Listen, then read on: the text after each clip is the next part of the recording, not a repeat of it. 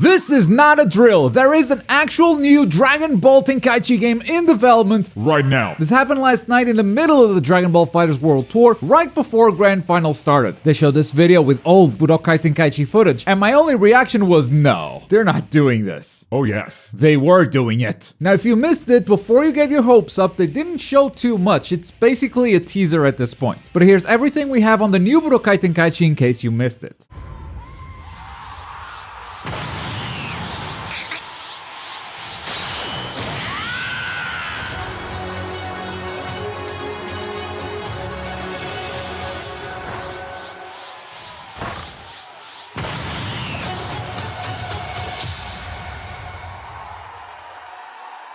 That looks really good. Really good key effects, incredible facial expressions, and then Namek at the end. When it zooms out, it's a bit less cartoonish, it's more realistic, but the contrast between the background and the character kind of works. This is probably not gameplay yet, it's just a cutscene. It's a really good looking cutscene though, and one that not a lot of developers can pull off, which has a lot of people speculating on who the developer behind this game might be, because let's not forget who made those last Tenkaichi games. It was Spike, and Spike hasn't been making good anime games in a while. Even the Tenkaichi series back then, they ran that to the ground and ended up killing the series with brand new concepts and just wild ideas. Now, to be fair, Spike's latest game, Made in Abyss, wasn't bad at all, but if you look at that game, as well as other games that Spike has been doing, and you look at this trailer, there's just no way, right? Did Spike really level up this much for Tenkaichi 4? If they did, props to them. But Bandai might have gone with a different developer here. After all, it is a big name. Bandai knows what kind of game they have in their hands here. I've only seen one studio pull off these kinds of facial expressions in an anime game, and that's CyberConnect 2. But are CyberConnect 2 really making Tenkaichi in addition to Storm and Dragon Ball Z Kakarot? It seems highly unlikely, and that has made a lot of people speculate if the developer behind this game is actually Arc System Works. Thing is, they are not really known for this type of game. I think they'd definitely be able to pull off these visuals in the cutscene, so it's not a terrible guess overall, but I still think it's a very long shot. Considering that this is completely outside of their wheelhouse, Arc System Works is not the studio you'd hire to develop a game like this. It's almost like a waste of talent because they're so good at fighting games. If you're hiring Arc System Works for something else, it might just be a bit of a waste of money. But maybe Arc System Works wants to diversify. Maybe they want to try to make some different games, and Bandai is giving them the chance to do so. And if that is the case, this is fantastic for arena fighters, and Tenkaichi fans are gonna hate it. This is a really easy slam dunk of an announcement. We got Storm, and now we got Tenkaichi. Whoever is making these decisions at Bandai, well done, sir. You have found the easy money. Keep it up. Now, because this happened during the Dragon Ball FighterZ World Tour Finals, I was ready for some Dragon Ball FighterZ news, and we did get some, but this announcement kind of drowned a lot of it. Not only because this is hype as hell, but also because the Dragon Ball FighterZ thing was more of an announcement of an announcement. First of all, they're gonna have a beta for rollback around this spring. They're still not giving us a release date. They're just saying spring 2023. Not even a concrete date for the beta, which was disappointing. However, there are some good news, because they are making another World Tour next year, and they're also working on a balance patch. That's right, they said they were done balancing the game, but since EVO announced Dragon Ball FighterZ as a main game, they want to rebalance the game, and that is the best possible news we could have gotten. I mean, it's no Grand Blue Fantasy Rising, but we're getting rollback and a balance patch, so this is a good timeline. Besides, Grand Blue Fantasy Versus needed to be revived, so it needed something as big as what it's getting. Dragon Ball FighterZ never died, so it needs to be maintained, but it's far from a dead game. The thing is, once again, no release date. And this is getting really old with Dragon Ball FighterZ. We've been waiting for rollback for a year now, and now we're gonna have to wait for a balance patch for who knows how long. It will probably be out before EVO, which is in August, but Dragon Ball FighterZ has become that game that you're just constantly waiting for it to finally be playable, and you have no idea when that's happening. Still, it's great news. We just gotta be better at announcing dates and setting expectations. I cannot deal with this vagueness anymore. But let's go. A new Tenkaichi is coming. What are your expectations on a new Tenkaichi game? Let me know in the comments down below. And if you're a fan of announcements like this, check out what Grand Blue Fantasy Versus is doing. That game was just dead to me,